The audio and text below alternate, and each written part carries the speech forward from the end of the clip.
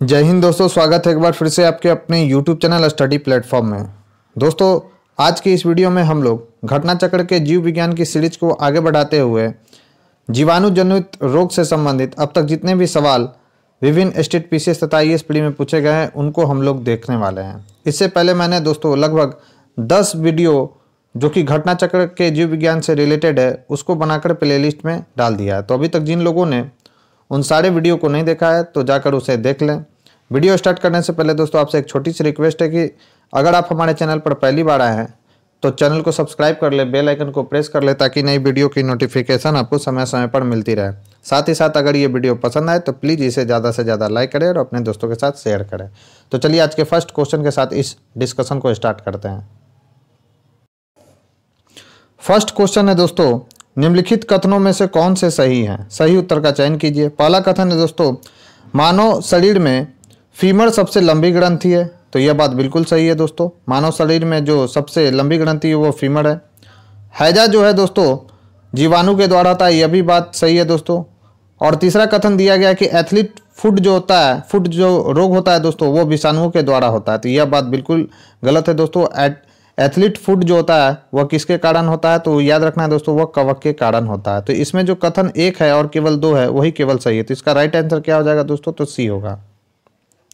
अब important facts इस question से देख लेते हैं। तो दोस्तों आपको ध्यान में रखना है कि मानव शरीर में फीमर सबसे लंबी अस्थि है। हैजा रोग विब्रियो कॉलेरी नामक जीवाणु के द्वारा होता है। एथलीट फुट रोग जो होता है दोस्तों ट्राइकोफाइटोन नामक कवक के द्वारा होता है। यह एक कैसा रोग है दोस्तों? तो संक्रामक रोग है। तो यह भी पॉइंट आपको ध्यान में रखना है। बट बढ़ते अपने नेक्स्ट क्वेश्चन की ओर। हमारा नेक्स्ट क्वेश्चन है दोस्तों, भोजन विषाक्तता का कारण होता है। तो दोस्तों आपको ध्यान में रखना है कि भोजन विषाक्त का कारण क्या होता है दोस्तों? तो याद रखना है सैल्मोना बैसिलस बैसिलाई जो होता है दोस्तों वह भोजन विषाक्तता का कारण होता है। तो इसका राइट आंसर क्या हो जाएगा? तो बी। अब इंपॉर्टेंट फैक्ट देखते हैं। तो सैल्मोनेला बैसिलाई नामक जीवाणु के कारण भोजन विषाक्तता यानी फूड पॉइजनिंग होता है। यह विशेष जीवाणु ग्राम निगेटिव नॉन स्पोर फॉर्मिंग तथा रॉड के आकार का होता है, जिसके चारों ओर कसाभिका यानी फ्लैजिला पाई जाती है दोस्तों। नेक्स्ट है दोस्तों, भोजन का विषाक्त होना किस स्पीसीज के संदूषण से उत्पन्न होता है? तो याद रखना है दोस्तों क्लोस्ट्रीडियम के कारण यह उत्पन्न होता है। तो इसका राइट आंसर क्या हो जाएगा? तो सी। तो बॉटिलिज्म रोग क्लोस्ट्रीडियम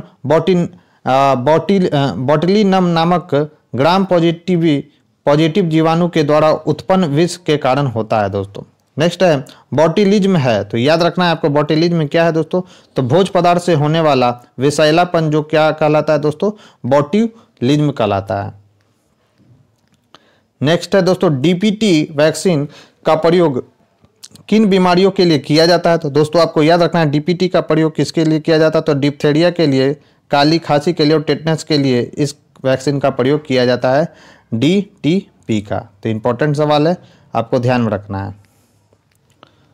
तो याद रखना है आपको दोस्तों रोहिणी या डिप्थीरिया, काली खांसी तथा टिटनस या धनुष्टंकार से बचाव हेतु नवजात शिशु को डीपीटी का वैक्सीन दिया जाता है। ज्ञातव्य है कि इन तीनों रोग जीवाणुजन है जो कि क्रमशः किसके कारण होता है? तो उनका नाम भी याद रखना है, कोरिनी बैक्टीरियम डिप्थीरी, हीमोफिलिस पर्ट्यूसिस तथा क्लोस्ट्रीडियम टिटनी द्वारा उत्पन्न होता है। ये तीनों के तीनों नाम इंपॉर्टेंट है दोस्तों, जिसे आपको ध्यान में रखना है। नेक्स्ट है दोस्तों, डीपीटी का टीका निम्नलिखित में से किससे सुरक्षा हेतु दिया जाता है? तो याद रखना है किससे सुरक्षा हेतु दिया जाता है? तो डिप्थीरिया, कुकर खांसी और टिटनेस से सुरक्षा के लिए बच्चों को जो है दोस्तों शिशुओं को डीपीटी का टीका लगाया जाता है। नेक्स्ट क्वेश्चन है दोस्तों, तृतीय प्रतिजन डीपीटी बच्चों को दी जाती है बचाव के लिए। तो किसके लिए दिया जाता है? तो रोहिणी, कुकर खांसी और टिटनेस के लिए यह दिया जाता है दोस्तों। राइट आंसर क्या हो जाएगा? डी। नेक्स्ट है डीपीटी का टीका निम्न में से किसके काम नहीं आता है? तो याद रखना है दोस्तों पोलियो के काम नहीं आता है, जबकि टिटनस, काली खांसी और डिप्थीरिया के काम में आता है दोस्तों डीपीटी का टीका। नेक्स्ट है नवजात शिशु को ट्रिपल एंटीजन वैक्सीन निम्नलिखित में से किन रोग से प्रतिरक्षा करने के लिए लगाई जाती है? तो याद रखेंगे कुकर खांसी सेमी क्वेश्चन है, टिटनेस और डिप्थीरिया के लिए लगाया जाता है दोस्तों ट्रिपल एंटीजन वैक्सीन। बढ़ते अपने नेक्स्ट क्वेश्चन की ओर। नेक्स्ट क्वेश्चन है हमारा दोस्तों, भारत में न्यूमोकोकल संयुग्मी वैक्सीन के उपयोग का क्या महत्व है? पहला कथन है ये वैक्सीन निमोनिया और साथ ही तानिका शोध और सेप्टिसन के विरुद्ध प्रभावी है। दूसरा कथन है उन प्रतिजैविकों पर निर्भरता कम की जा सकती है जो औषध प्रतिरोधी जीवाणुओं के विरुद्ध प्रभावी नहीं है। तीसरा है दोस्तों, इन वैक्सीन के कोई गौण प्रभाव नहीं है और न ही ये वैक्सीन कोई प्रत्युड़ जड़ता संबंधी अभिक्रियाएं करती हैं। तो इसका राइट आंसर क्या है दोस्तों? तो केवल इसमें 1 और 2 जो है दोस्तों सही है, यानी ये वैक्सीन न्यूमोनिया और साथ ही तानिका शोध और सेप्टिसन के विरुद्ध प्रभावी है। यह बात बिल्कुल सही है। उन प्रतिजैविकों पर निर्भरता कम की जा सकती है जो औषध प्रतिरोधी जीवाणुओं के विरुद्ध प्रभावी नहीं है दोस्तों। अभी इंपॉर्टेंट फैक्ट्स देखते हैं दोस्तों इस क्वेश्चन से रिलेटेड। तो भारत सहित अधिकांश देशों में न्यूमोकोकल संयुग्मी वैक्सीन या PCV13 13 प्रकार के न्यूमोकोकस जीवाणुओं से उत्पन्न विभिन्न बीमारियों में प्रभावी है, जिसमें न्यूमोनिया, तानिका शोध या मेनिंजाइटिस तथा सेप्सिन शामिल है दोस्तों। वर्ष 2010 में PCV7 के स्थान पर PCV13 का उपयोग होने लगा था। इसके उपयोग से उन प्रतिजैविकों पर निर्भरता कम की जा सकती है जो औषध प्रतिरोधी जीवाणु के विरुद्ध प्रभावी नहीं है। इन वैक्सीन से साइड इफेक्ट व एलर्जी की भी संभावनाएं होती है दोस्तों। नेक्स्ट है दोस्तों, निम्न द्वारा होने वाली बीमारियों के लिए सल्फा दवाइयाँ किसके लिए कारगर है? तो याद रखना है दोस्तों, जीवाणुओं के लिए यह कारगर है दोस्तों सल्फा दवाइयाँ। तो इसका राइट आंसर क्या हो जाएगा? तो ए होगा। तो जीवाणुओं द्वारा होने वाली बीमारियों के लिए सल्फा दवाइयों का प्रयोग किया जाता है। यह संश्लिष्ट दवाइयों का एक समूह है जिसके अंतर्गत क्या आता है दोस्तों? तो सल्फोनामाइड आता है, सल्फेडाजाइन आता है दोस्तों और सल्फाडाइजिन इत्यादि है दोस्तों। प्रोंटोसिल, सीबाजोल आदि सल्फोनामाइड दवाओं के प्रकार है। सर्वप्रथम सल्फा ड्रग्स पॉन्ट्रोसिल की खोज वर्ष कब की गई थी दोस्तों? तो वर्ष 1932 में की गई थी। तो ये सब के सब महत्वपूर्ण पॉइंट्स हैं जिसे आपको ध्यान में रखना है। बढ़ते अपने नेक्स्ट क्वेश्चन की ओर। नेक्स्ट क्वेश्चन है निम्नलिखित में से कौन सा एक अल्फा औषधि है? तो दोस्तों आपको ध्यान में रखना है सीबाजोल जो है एक अल्फा औषधि है। तो इंपॉर्टेंट है, पहली बात आपको इसका नाम ध्यान में रखना है दोस्तों। बढ़ते अपने नेक्स्ट क्वेश्चन की ओर। नेक्स्ट क्वेश्चन है दोस्तों हमारा, निम्नलिखित में से एंटीबायोटिक है। तो दोस्तों आपको याद रखना है कि इसमें से एंटीबायोटिक कौन कौन सा है? तो पेनिसिलिन और याद रखना है दोस्तों सल्फाडाइजिन। पेनिसिलिन और जो सल्फाडाइजिन है दोस्तों ये दोनों के दोनों एंटीबायोटिक है, इसलिए इसका राइट आंसर क्या हो जाएगा दोस्तों? तो ई होगा। तो उपर्युक्त विकल्पों में पेनिसिलिन तथा सल्फाडाइजिन एंटीबायोटिक है। एंटीबायोटिक का उपयोग बैक्टीरिया जनित रोगों के उपचार के लिए किया जाता है, अतः इसका राइट आंसर क्या होगा दोस्तों? तो ई होगा। बढ़ते अपने नेक्स्ट क्वेश्चन की ओर। नेक्स्ट क्वेश्चन है दोस्तों, निम्नलिखित प्रति सूक्ष्मजीवी औषधियों में से कौन सी यक्ष्मा और कुष्ठ दोनों की चिकित्सा के लिए उपयुक्त है? तो दोस्तों आपको याद रखना है एमिनो सैलिसैलिक एसिड जो होता है दोस्तों वह यक्ष्मा और कुष्ठ दोनों प्रकार की चिकित्सा के लिए उपयुक्त होता है दोस्तों। तो इसका राइट आंसर क्या हो जाएगा? तो amino salicylic acid. Important fact देख लेते हैं दोस्तों।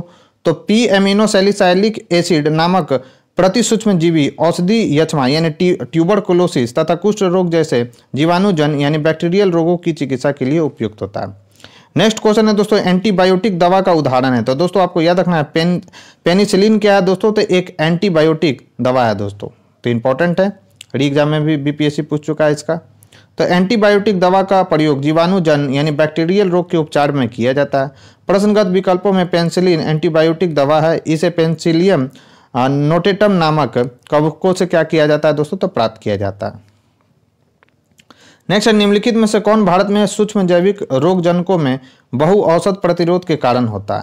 पहला, कुछ व्यक्तियों में आनुवंशिक यानी जेनेटिक प्रीडिस्पोजिशन का होना, रोगों के उपचार के लिए प्रतिजैविकों यानी एंटीबायोटिक्स की गलत खुराकें लेना। तीसरा कथन है दोस्तों पशु फार्मिंग में प्रतिजैविकों का इस्तेमाल करना।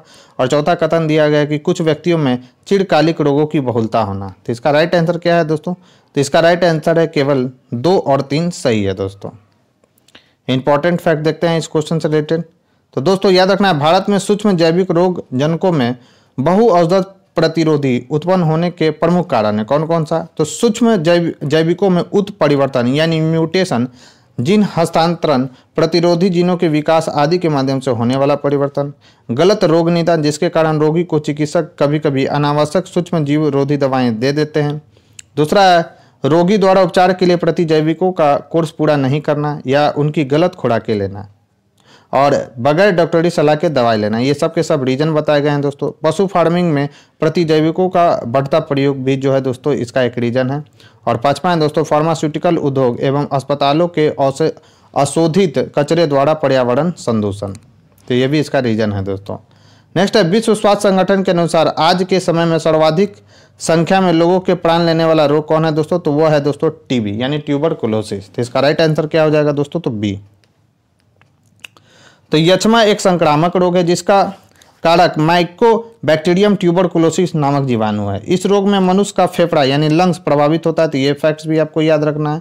इसमें रोगी को ज्वर, लगातार खांसी, खून के साथ बलगम का आना, सांस फूलना इत्यादि लक्षण प्रदर्शित होता है। विश्व स्वास्थ्य संगठन के अनुसार आधुनिक समय में यह रोग सर्वाधिक मनुष्य की मृत्यु का कारण है तथा भारत में भी इसका प्रकोप काफी अधिक है। यह आनुवांशिक रोग नहीं है, ये पॉइंट आपको ध्यान में रखना है दोस्तों। नेक्स्ट है प्रतिवर्ष 5 लाख भारतीय एक रोग से मरते हैं, इसकी पहचान करें। तो यह पहचान किसकी है दोस्तों? तो यक्ष्मा यानी ट्यूबरकुलोसिस की यह पहचान है। नेक्स्ट क्वेश्चन है दोस्तों निम्न में से कौन सा रोग जीवाणुओं से उत्पन्न होता है? तो याद रखेंगे दोस्तों तपेदिक जो रोग होता है वो जीवाणुओं से उत्पन्न होने वाला रोग है दोस्तों। जबकि इन्फ्लुएंजा, मलेरिया जो है दोस्तों परजीवी से होता है और इन्फ्लुएंजा और जो पोलियो है दोस्तों वह किसके द्वारा होता है? तो वह होता है दोस्तों याद रखना वायरस के कारण होता है। नेक्स्ट है दोस्तों तपेदिक रोग का कारण है। तो याद रखना तपेदिक रोग का कारण क्या है? जीवाणु है। निम्नलिखित में से कौन सही सुमेलित नहीं है? तो याद रखना है आपको स्वप्रतिरक्षित रोग जो होता है दोस्तों वह संधिवात संधिशोध होता है, यह बात बिल्कुल सही है। अनुवांशिक रोग जो है दोस्तों क्षय रोग एक अनुवांशिक रोग है, यह बात बिल्कुल गलत है। अनुवांशिक रोग क्षय रोग यानी ट्यूबरकुलोसिस अनुवांशिक रोग नहीं होता है दोस्तों। पामा रोग जो है दोस्तों चिचड़ी है, चिचड़ी जो होता है पामा रोग होता है। और मनोविदलता जो है दोस्तों एक मानसिक रोग है, यह बात बिल्कुल सही है। तो क्षय रोग के नेक्स्ट क्वेश्चन है क्षय रोग के परीक्षण हेतु विशिष्ट परीक्षण है। तो याद रखना है दोस्तों मैनटॉक्स का परीक्षण जो होता है वह टीबी के परीक्षण के लिए उपयोग किया जाता है। तो याद रखना है टीबी टेस्ट के लिए मतलब टीबी के लिए कौन सा टेस्ट किया जाता है दोस्तों? तो मैनटॉक्स टेस्ट किया जाता है टीबी के लिए। तो इसका राइट आंसर क्या हो जाएगा? तो डी। तो तपेदिक के संक्रमण के परीक्षण हेतु टीबी रक्त परीक्षण यानी टीबी ब्लड टेस्ट किया जाता है। इसे मैनटॉक्स ट्यूबर क्यूलिन त्वचा परीक्षण कहते हैं। इस परीक्षण में हाथ के निचले हिस्से की त्वचा में ट्यूबर क्यूलिन नामक तरल की अल्प मात्रा इंजेक्शन के रूप में लगाई जाती है। इंजेक्शन लगाने के 48 से 72 घंटे बाद हाथ पर इसके प्रभावों का अध्ययन किया जाता है दोस्तों। नेक्स्ट है टिटनस नामक रोग निम्न नाम से भी जाना जाता है। तो याद रखना है दोस्तों लॉकजा के नाम से टिटनस नामक रोग जाना जाता है। तो इंपॉर्टेंट सवाल है, पहली बार ये सवाल आया है 2008 में। तो याद रखना है टिटनस नामक जो रोग है दोस्तों वो उसका अन्य नाम क्या है? तो इसका अन्य नाम है दोस्तों लॉकजा। बढ़ते अपने नेक्स्ट क्वेश्चन की ओर। नेक्स्ट क्वेश्चन है दोस्तों तो अच्छा पहले इसका इंपॉर्टेंट फैक्ट देख लेते हैं दोस्तों। तो टिटनस एक धनुष्टंकार वह रोग है जिसमें रोगी का शरीर धनुष की तरह टेढ़ा होकर अकड़ जाता है। यह एक घातक संक्रामक रोग है जो क्लोस्ट्रीडियम टिटनस नामक जीवाणु के कारण होता है। यह रोग लॉकजा यानी लॉकजॉ नाम से भी जाना जाता है दोस्तों। तो याद रखना है। नेक्स्ट निम्न में से कौन संक्रमित मच्छर के काटने से नहीं होता है? तो दोस्तों याद रखना प्लेग जो होता है दोस्तों मच्छर के काटने से नहीं होता है। जबकि पीत ज्वर, डेंगू और मलेरिया ये सब जो होता है दोस्तों मच्छर के काटने से होता है। तो प्लेग एक संक्रामक या ससंघर्ष यानी इन्फेक्शस डिजीज है दोस्तों जो कि विशेष जीवाणु किसके कारण होता है? तो पास्चुरेला पेस्टिस द्वारा होता है। इसमें मच्छर का कोई योगदान नहीं है। यह रोग सर्वप्रथम चूहे को हुआ था। चूहे के शरीर पर पिस्सू रहते हैं जो इनका संदूषित रक्त चूसते हैं। फलतः रोग के जीवाणु पिस्सुओं में पहुंच जाते हैं और पिस्सुओं के काटने से रोग के जीवाणु शरीर में पहुंचकर प्लेग रोग क्या करते हैं दोस्तों उत्पन्न करते हैं। नेक्स्ट निम्नांकित जोड़ों में से किसका सुमेल है? तो याद रखना है दोस्तों, निमोनिया जो है दोस्तों, निमोनिया से प्रभावित होने वाला शरीर का कौन सा अंग है दोस्तों? तो वह है फेफड़ा। तो यह जो है दोस्तों बिल्कुल सही है। फिर मोतियाबिंद, थायराइड ग्रंथि, पीलिया जो है दोस्तों, यह बात बिल्कुल गलत है।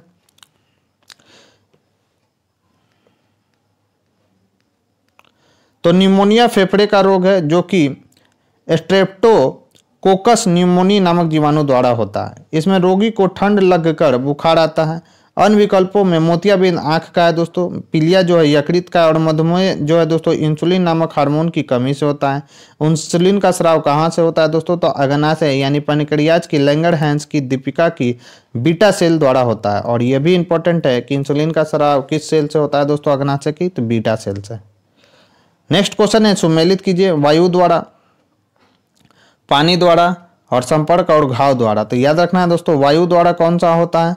तो वायु द्वारा होता है दोस्तों टीबी। टीबी फैलता है वायु द्वारा। पानी से फैलता है कौन दोस्तों? तो हैजा फैलता है। संपर्क से फैलता है दोस्तों सिफिलिस। और घाव द्वारा क्या फैलता है दोस्तों? तो याद रखना है टिटनस फैलता है। तो इसका राइट आंसर क्या हो जाएगा दोस्तों? तो बी होगा।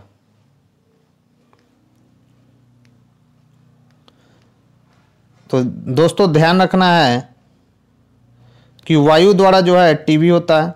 पानी द्वारा क्या होता है दोस्तों? दूषित अगर जल आप पीते हैं तो आपको हैजा यानी कॉलेरा होगा दोस्तों। संपर्क में किसी के आते हैं तो क्या आएगा दोस्तों? तो सिफिलिस होगा। और घाव द्वारा क्या होता है दोस्तों? तो टिटनेस फैलता है। नेक्स्ट क्वेश्चन है, सुमेलित कीजिए। प्लेग। तो प्लेग होता है दोस्तों पिशुओं के काटने से। फाइलेरिया होता है दोस्तों किससे? तो फाइलेरिया होता है दोस्तों मच्छरों से होता है। बेड़ी बेड़ी विटामिन बी की कमी से होता है। और टाइफाइड जो होता है दोस्तों आंतों को प्रभावित करता है दोस्तों। तो ए का 3 हो गया, बी का क्या हो गया? सॉरी, ए का 2 हो गया दोस्तों, बी का 3 हो गया, और सी का हो गया 4 और डी का हो गया 1। यानी इस क्वेश्चन का राइट आंसर हो जाएगा दोस्तों 2, 3, 4, 1। तो 2, 3, 4, 1 एक ही ऑप्शन में है दोस्तों, और वो ऑप्शन है कौन सा? Option D. नेक्स्ट, निम्न में से ब्रॉड स्पेक्ट्रम औषधि है।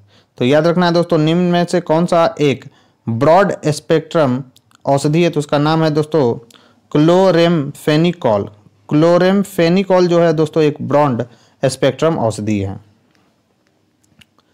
तो दोस्तों ब्रॉड स्पेक्ट्रम एंटीबायोटिक ऐसी औषधियां का समूह है जो जीवाणु जनित विभिन्न प्रकार के रोगों के प्रति प्रभावी होती हैं। Broad spectrum antibiotic narrow spectrum antibiotic के विपरीत ग्राम पॉजिटिव और ग्राम नेगेटिव दोनों प्रकार के जीवाणुओं के विरुद्ध प्रभावी होती हैं। क्लोरेमफेनिकॉल जैसे क्लोरोनाइट्रोमाइसिन, याद रखना है, के नाम से भी जाना जाता है दोस्तों, एक ब्रॉड स्पेक्ट्रम एंटीबायोटिक है। तो याद रखना है कि क्लोरोनाइट्रोमाइसिन क्या है दोस्तों? तो यह एक एंटीबायोटिक है। नेक्स्ट, निम्नलिखित में से कौन प्रतिजैविक औषधि है? पहला है क्विनिन, दूसरा है सल्फागुआनिडिन, तीसरा है दोस्तों क्लोरेम्फिनॉल, और चौथा है एस्पिरिन, और ई है दोस्तों इनमें से कोई नहीं। तो दोस्तों आपको याद रखना है क्लोरोरेम्फिनॉल भी क्या है दोस्तों? तो एक प्रतिजैविक औषधि है जिसका और एक सल्फागुआनिडिन भी जो है दोस्तों वह भी एक क्या है? एक प्रतिजैविक है। तो इसलिए इस क्वेश्चन का जो राइट आंसर हो जाएगा दोस्तों वो क्या होगा? तो ई होगा। तो याद रखेंगे दोस्तों, क्लोरेम्फेनिनॉल एक प्रतिजैविक है यानी एंटीबायोटिक है दोस्तों, जिसका उपयोग बैक्टीरियल इन्फेक्शन के उपचार में किया जाता है। सल्फागुआनिडिन एक प्रकार का सल्फोनोमाइड प्रतिजैविक है जो जीवाणुरोधी एजेंट के रूप में कार्य करता है दोस्तों।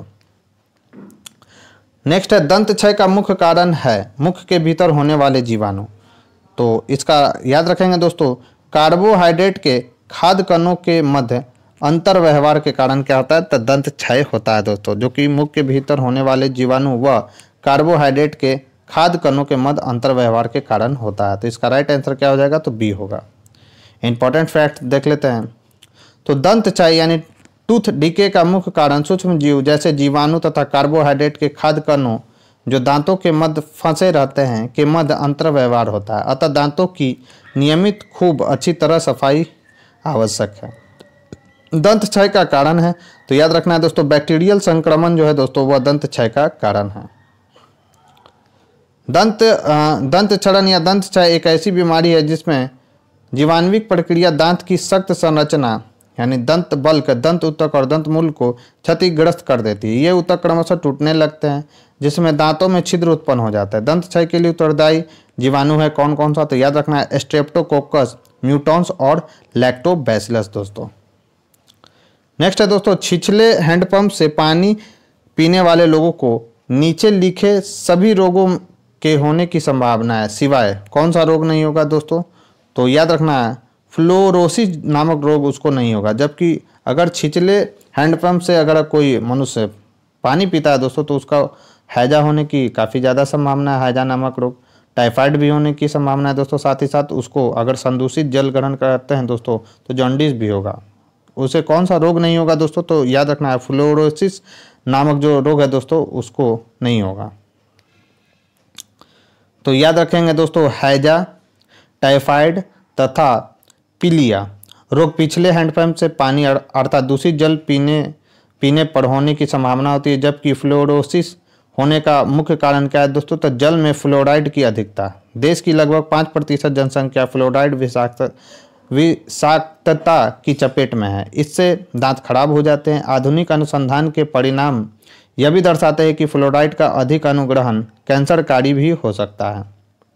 नेक्स्ट है दोस्तों, निम्नलिखित रोगों में से एक जो पानी के प्रदूषण की वजह से नहीं है वो कौन सा है दोस्तों, तो याद रखेंगे दोस्तों हेपेटाइटिस जो बी होता है दोस्तों वह पानी के प्रदूषण के कारण नहीं होता है। जबकि टाइफाइड, पीलिया और हैजा जो है दोस्तों पानी यानी अगर दूषित जल आप ग्रहण करते हैं तो ये तीनों रोग होने की संभावना होती है। नेक्स्ट, निम्न में से कौन जल जनित रोग है, तो याद रखना है दोस्तों हैजा जो है दोस्तों एक जल जनित रोग है। तो हैजा एक संक्रामक आंत्र शोध है जो कि विब्रियो कॉलेरी नामक जीवाणु के कारण होता है। मनुष्यों में इसका संचरण इस जीवाणु द्वारा दूषित भोजन या पानी को ग्रहण करने के माध्यम से होता है। नेक्स्ट है टाइफाइड तथा कॉलेरा विशिष्ट उदाहरण है। तो कैसा है, तो याद रखेंगे दोस्तों ये दोनों जो हैं जल जन रोगों के उदाहरण हैं दोस्तों। अगर आप दूषित जल ग्रहण करते हैं दोस्तों तो आपको टाइफाइड या कॉलेरा होने की संभावना रहती है। तो टाइफाइड तथा कॉलेरा जल जन रोग के उदाहरण है। टाइफाइड रोग का कारण सैल्मोनेला टाइफी तथा कॉलेरा का कारण विब्रियो कॉलेरी नामक जीवाणु होता है। पीने के जल के उचित उपचार द्वारा इन्हें फैलने से रोका जा सकता है। नेक्स्ट है बीसीजी का टीका निम्न में से किस में लगाया जाता है, तो याद रखना है दोस्तों टीबी यानी ट्यूबरकुलोसिस में बीसीजी का टीका लगाया जाता है। इंपॉर्टेंट फैक्ट देख लेते हैं। तो दोस्तों बीसीजी यानी बैसिलस कालमेट ग्योरिन, इसका फुल फॉर्म भी पूछा जाता है कि बीसीजी का फुल फॉर्म क्या होता है, तो याद रखना है बैसिलस कालमेट ग्योरिन इसका फुल फॉर्म होता है।